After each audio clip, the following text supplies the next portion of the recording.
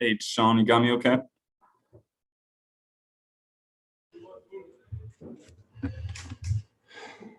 Hey, can you hear me okay? Yep, I can hear you. Okay, I got you. We'll get things started. If you guys want to use the hands tool, we'll get questions in for Sean here shortly. And if you guys want to turn your cameras on. Let's see. We'll start with Pat Finley. Hey, Sean, how are you? How you doing? I'm good. What do you think of the extra game that the league added to your schedule this year? As a player who's been doing this for a long time, how do you think they balanced safety and a television time? I honestly, I've been around this business long enough to understand what the extra game means from a financial perspective. So when you look at it from that aspect, I mean, you get it. But as a player, man, from a selfish perspective, for me and my peers, man, it's just that extra game is tough. Obviously, man, we go out there each game and lay it on the line, man. 16 games is a lot of wear and tear on the body. So that extra game is definitely it's nothing that people want to hang their hats on, man. But obviously, guys are getting paid handsomely, man. You just got to go out there and do your job. But I mean, me just being a guy year 10 is definitely a lot of strain on the body. But, at the end of the day, it's nothing I can do about it. Can't complain about it, man. It's just an extra game that you just got to go out there and put it on tape. Dan Weeder. Sean, I know you wanted to be back here after last season. When you found out that Sean was going to be the coordinator, what was your initial reaction, and what do you see in Sean as a coordinator? Oh, man, I was happy. I think that's one of the things, man. Sean was one of the guys who I gravitated towards when I first got here. When I signed late in the process after the draft last year, man, Sean was a guy who took me under his wing. I was doing extra Zoom meetings with him from the time that I signed to all the way through training camp, man, just trying to get a grasp on the defense. And me and his relationship developed last year, and I couldn't be more happy for a guy like Sean because you see a guy like that and you understand that he knows the game of football, man, and he just needed that opportunity. And I always said, man, I spoke on it last year, man, I think that Sean is one of the brighter young minds in the game. So to have him as my defensive coordinator, I definitely understand what he can bring to the table, man, and with the talent that he got on defense, man, it's gonna be a beautiful thing to see. So I couldn't be more happier, man. And Sean, me and Sean, our relationship definitely helped play a part in that, man. And I couldn't be more happy for a guy like that. As a guy who's played for a number of coordinators in a number of different places, what do you value most in a play caller on defense? A guy who really just a guy who's gonna let his playmakers make plays, and that's one of the things. He's not gonna handicap nobody on defense. I think that with a guy like Sean, you see that everybody gonna be able to make plays, from the safeties to the corners to the linebackers to the D line. And when you have a defense that's rich in talent like the Chicago Bears defense, man, where you got guys capable of changing the game on every level, having a guy like Sean is huge because you have a guy who can truly put every guy in position to make a game-changing play at some point in the game. So having him calling the plays and being at the helm, and it's going to be an awesome opportunity for everybody in the defense. So I think everybody's excited, man, once we heard that Sean was going to get that opportunity, and it's starting to show. We get our hands on a lot of the footballs out there, man, and defense is making plays, flying around, having fun, man. And it's a fun time to be a Chicago Bear right now. Mark Potash. Hey, Deshaun, last year you had a very clear view of the entire defense, not just your position. So I think you're a good guy to ask this question. Just what do you consider the missing elements that kind of took some of the bite out of this defense from before you got here, of course? And are there things you already see from Sean Desai, even in the early going, that you can see him making a difference in kind of bringing that back? I think that last year we had some hurdles that we had to come over. We started hot, and it was just an up and down year, obviously. But the beautiful thing about this league is that, it's a right now kind of league. So, last year doesn't matter anymore.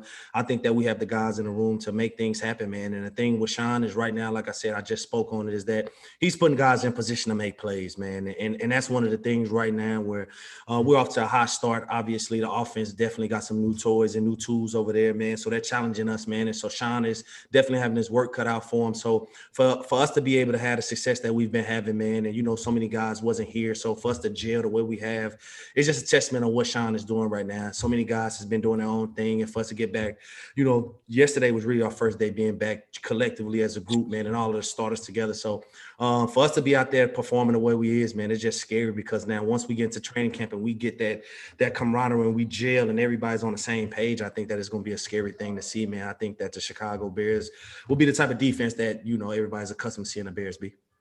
All right, Thank you. Sean, we appreciate the time. I appreciate y'all. Wow.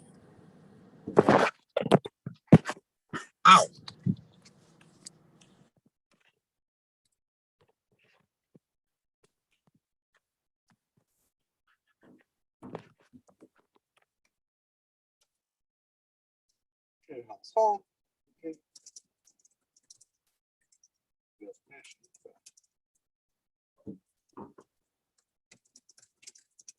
Tickets.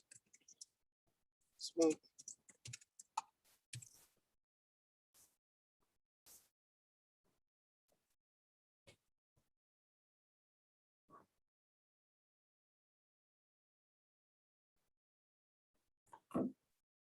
Hey, Coach, how we doing? Ben, how you doing? Doing good. You want to dive into questions? Yeah. I'll start off. I think that today was a good day. The guys were, wrapping up our second day before we get into tomorrow's red zone practice. We had some amazing weather, and it was something that you like to see as coaches. There was really good energy. The guys were out there playing hard, and I think you could kind of feel it. And we talked about, having purpose when you're out there and doing things the right way. And that part was really good. So I'm excited about that and looking forward to wrapping it up tomorrow. Dan Weeder? Matt, I know there's been some internal optimism about Kindle Vildor and where he can head. Obviously, he's made a few plays here early in minicamp. I'm curious from your standpoint on the offensive side, what you're seeing and how he's flashing to you. Yeah, he's definitely flashing. And I think, Dan, the more every play you get, every rep you get a little bit more experience, a little bit more confidence, and you can play faster. The stuff that goes on the offensive side of the ball slows down for you, and your reactionary skills are better. And then what I think you see is you start seeing a lot more of what we saw on tape at Georgia Southern and where he was. And then I also, he's becoming more vocal too, Dan, and these rookies come in last year and they don't meet a lot of guys, and they're coming in, and he came in backing up some guys, and now he's a little bit more vocal, and you're seeing him let his personality show. So that's a big plus for us right now. Jason Leisure? Matt, you guys are going on a year plus now with Allen Robinson and his contract being uncertain. What do you think of the way that he has handled himself as a professional in the middle of being in a dispute with the organization? Well, he's been an absolute pro. And, I think that he understands that in sports in general, he's not the only one that goes through these type of situations. And it just goes to show who he is, being able to show up here in mandatory camp. And it shows what kind of teammate that he is and what the game means to him. We know that, we understand that, we appreciate that from him. And I think that if you would ask his teammates and you would ask his coaches and you would ask the rest of our organization, support staff, personnel department, and Ryan Pace, we would all agree that that doesn't surprise us that he's here. He's just a really good person that cares a lot about winning, and we appreciate that. Mark Potash? Hey, Matt, I know you had great respect for Chuck Pagano and what he did, but are you seeing in the early going here the boost you were kind of hoping for or looking for that kind of just change gives you and Sean Desai, somebody who was a rookie coordinator, and has he given you kind of like I said, the boost that you probably were looking for, or sometimes happens just with change?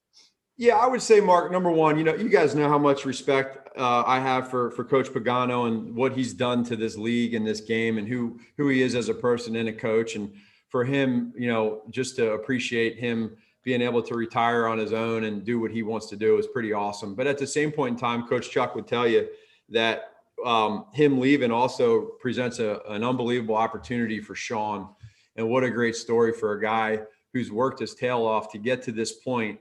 And he's done it in the same organization. Sometimes you see young guys at work and then they move to different places, and you have to build new relationships. He has a lot of relationships as a quality control coach, as a position coach, that now in a different role, you have to be in charge of everybody. And what I think Sean has done that's kind of behind the scenes that you guys can't see out there on the practice field is I think he's done a really good job coaching the new coaches and the coaches that are currently here and explaining to them what our team and his defensive standards and expectations are going into this year. And you probably feel that a little bit out of practice. We feel it in the building. We feel it out there. Now, the biggest challenge is when it is new, it's kind of like that honeymoon is now you got to make sure there's zero complacency and you're not just going through the motions. And I think you're feeling that right now in 2 short days with our defense. Getting the guys out there obviously helps. But now when we get to training camp, we got to have that every single day, that excitement, that energy, and no fakeness, and they got to be out there and playing hard. And there can be, guys just playing. I think you feel that right now with Sean. It's pretty cool. Thank you. Jeff Dickerson. Hey, Matt, with the offseason program almost over, where is Andy Dalton at in terms of learning your offense? Do you feel like at this stage, since you've had the OTAs and everything, that he has a pretty firm grasp on the stuff you're going to want to run this season? I do, Jeff. I really think that that's the thing that really helps him going into this is that it's like him. Basically, I only know one language, but for those that know multiple languages and can speak in different languages, for him, all he's doing is just learning what our verbiage is. And now he's able to, the football side, once the ball is snapped, what's happening with the routes, what's happening with his feet, what's happening with timing, like all of that has been really pretty simple for him. That goes with the experience that he has. Some of the stages that we're at right now, which is very normal for a rookie that we're going through with Justin, he's already conquered that, meaning Andy. So now he's seeing things like, for instance, today we had we did some 2-minute and we had a play called in 2-minute at the line of scrimmage. And he flat out just got to a completely different play and it worked and it got us a first down. And I think that's where you see something on defense, you get out of a play that you don't really like and you get into a play that you like, and then you convert it. There's a lot of ownership there and it's easy for him. Like that's natural. That's not something that we sit there and applaud him 100 times a day because he did it. Like that's supposed to happen. And so he's the offense he has completely, he really has it down. So I think now it's just trying to come to us and tell us what he likes, doesn't like, and now we fit all that together. Larry. Hey, Coach. Fans are coming back this season. How noticeable was it last year with no fans, and how much of an advantage, and how excited are you about that happening again this year? You cut out for me. Huh? Oh, say it one more time. I couldn't hear you. You were cutting out. Okay, can you hear me now? Yeah, I got you. Okay, I was just asking you about the Bears announcing that Soldier Field is going to return to full capacity with the fans.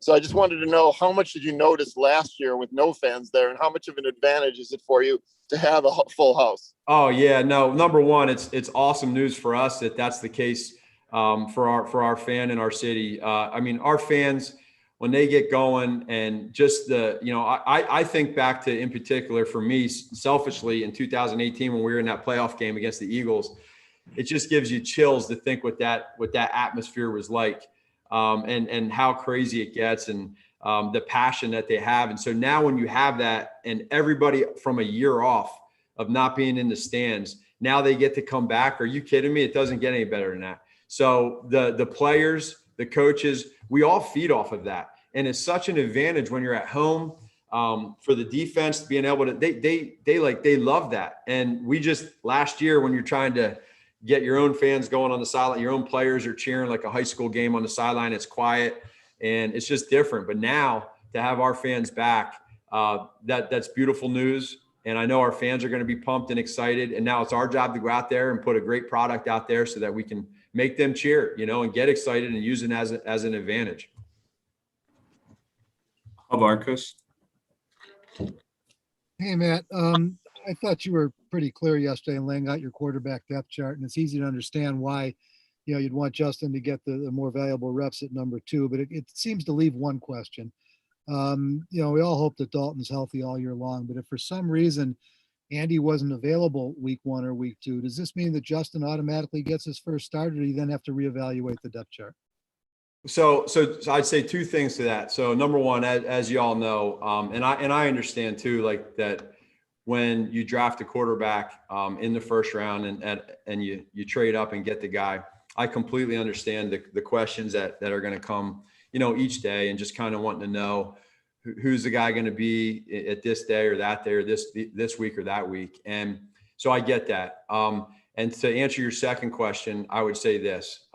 When you're the number 2 quarterback, and in that situation that you're presenting to me, then yes, he would be the guy.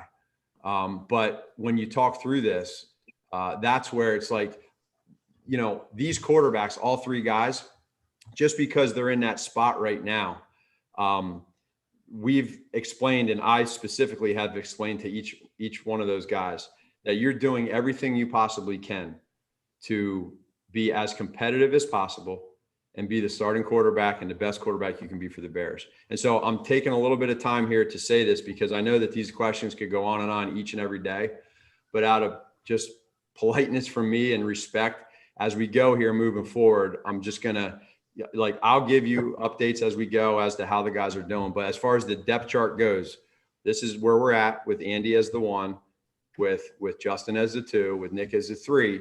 But all 3 of those guys know that you need to produce, you need to play well, you need to compete, you need to be the best quarterback you can be.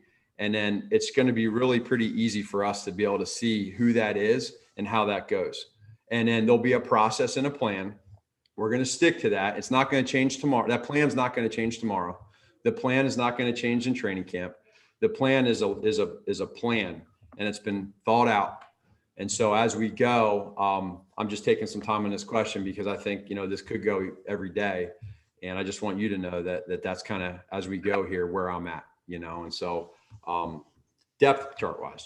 Yep. But to go back to your original question, Hub, if that was the case, yes, then Justin would be our starter.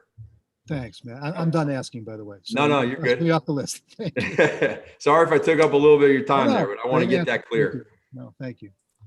Adam Johns. Hey, Matt. First things first. Thanks for using Yeah, you field got 3. it. Look good today. You got your field. Yes. I wanted to ask you about 2 young guys in competitions. First, at left tackle, Tevin Jenkins, how he's looked, especially the past couple days with some of the defensive starters there, especially working with their ones. And then your feel for cornerback and how Kindle Vildor is maybe asserting himself here at minicamp. Yeah, both guys have done well. I think for Tevin, being able to line up now with the ones and see what that's like being, on the left side and getting to go up against some of these experienced vets. You get some communication with Cody. Again, it's hard because there's no pads. So what we're telling, just so y'all know, what we're telling the defense is you got to take 3 hard steps and then you got to pull up. You can't, there's no bull rushing. You can't lower your head. So it's not really real, but we can at least get the burst and they can work their feet.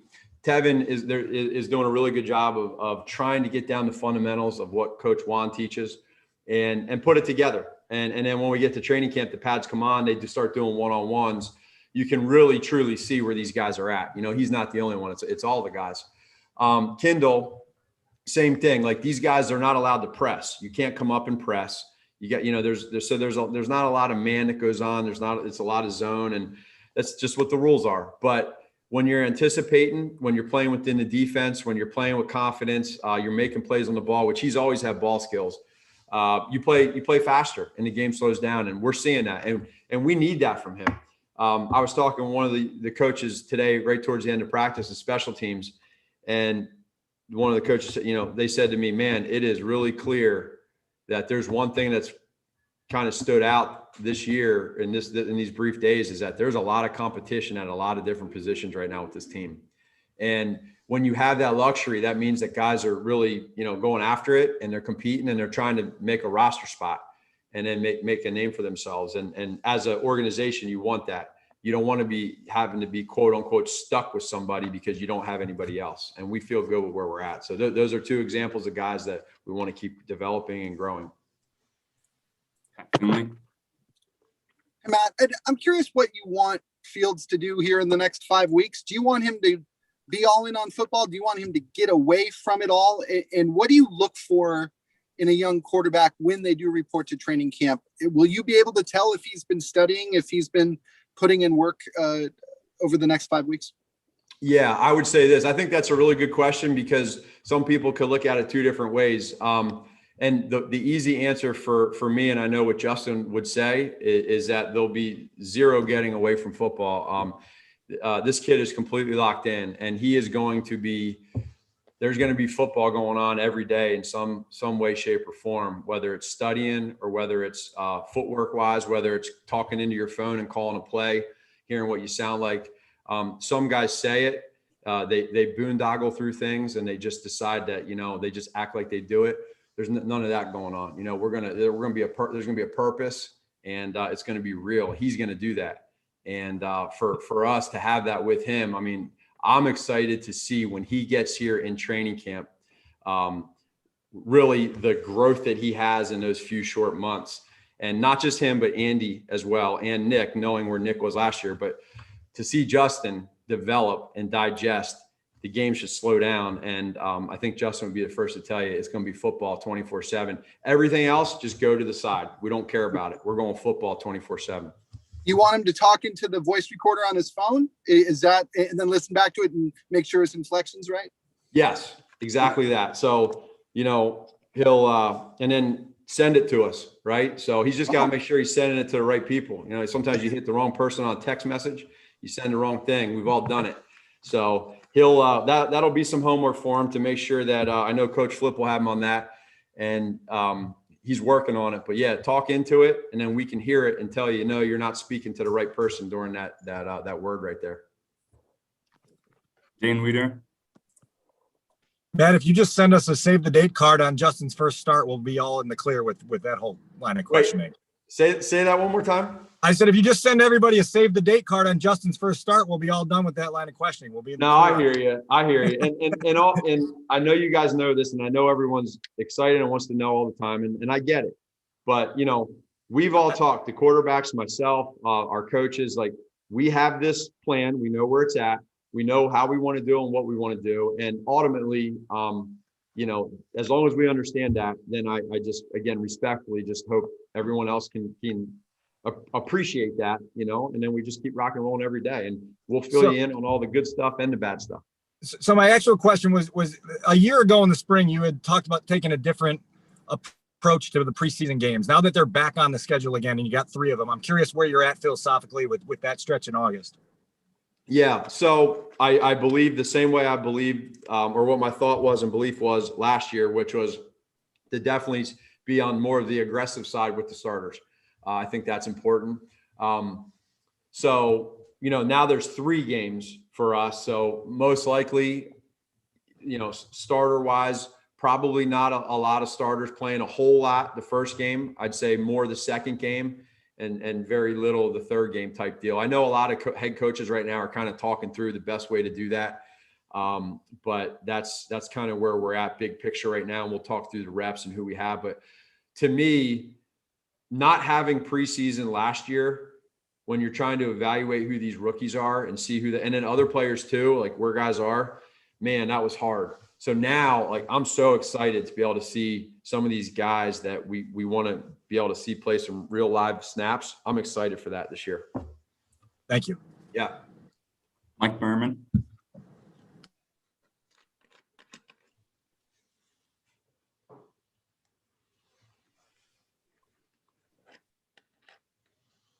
So we'll come back to you, Mike. We'll go with Mark Grody.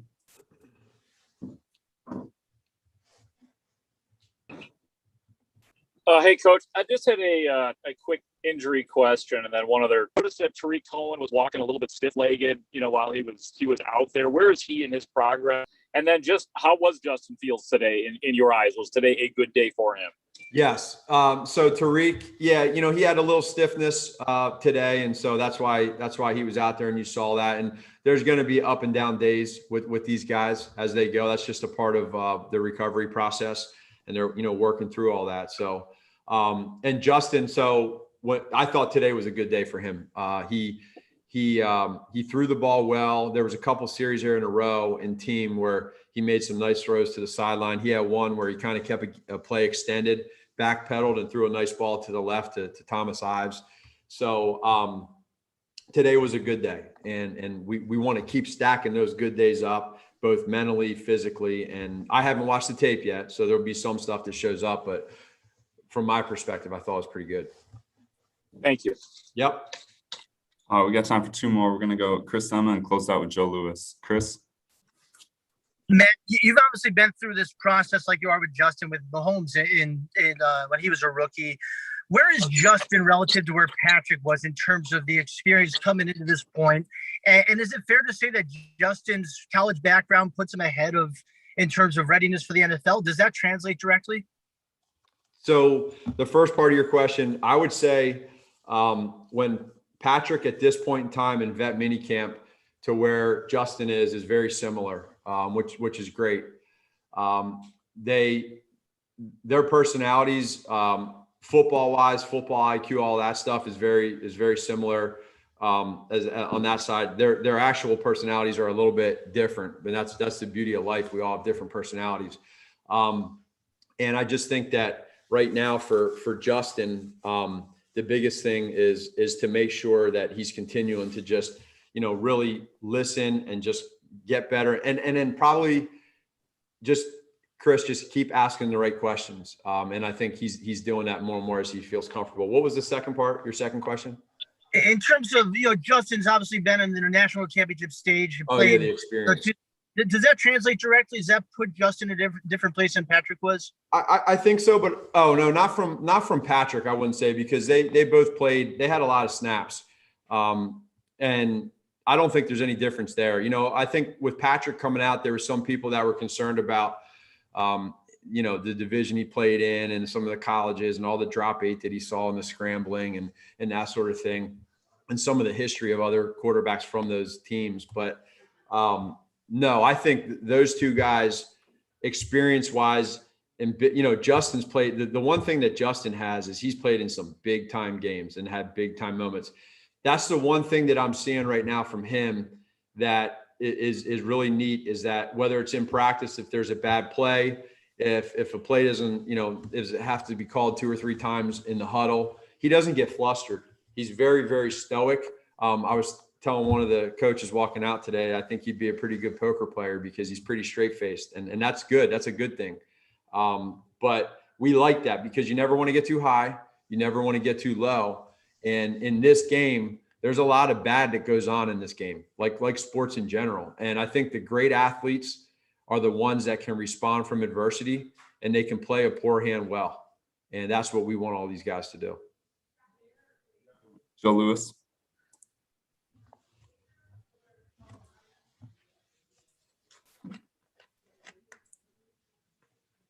Got us, Joe? Okay. Yeah, I hear. Yeah, how's it going, Matt? Good. How you doing, Joe? Pretty good. My question is about Roquan. He talked to us the other day about his leadership role and how has changed over time. What has been your evaluation of Roquan as he steps into another year in the NFL and the spotlight is on him? What has been your evaluation, how he's adjusted so far? Sure. I'd say this. It's about actions and not words with Roquan. It's real simple. I mean, this guy, he's pretty good. He's a pretty good player. And when you know that, and we all know that, and he is practicing and showing up in meetings right now like he's a rookie. And it's special. It really is. And it's not talk. It's real. I mean, he's out there. Everything's 100 miles an hour. He wants to learn. He's willing to be a sponge. He doesn't think he knows everything. He's extremely motivated internally. And so when you have that, that's either you have that or you don't. And it's not fabricated. It's not false. It's very organic. And so I am so pumped to see what he does this year. And what I'm feeling right now, and I'm seeing it, is now, for him going into his 4th year, is you're really feeling him, continue to be an unbelievable leader, but really be that guy on defense, which is what we need, right? That guy in the center right there. And again, I got to give credit to Danny Trevathan too, because Danny has been in this league a long time, and he's really been an unbelievable mentor, like Jimmy's been to Cole, of really grooming him and really passing the torch to him. And when you have that happen, that's so big for our organization, especially holding it down in the middle on a defense like we know in Chicago. That's real. And so Roquan's credit that, I mean, it's special right now. All right. Thank you, Coach. Appreciate the Okay. time. Okay.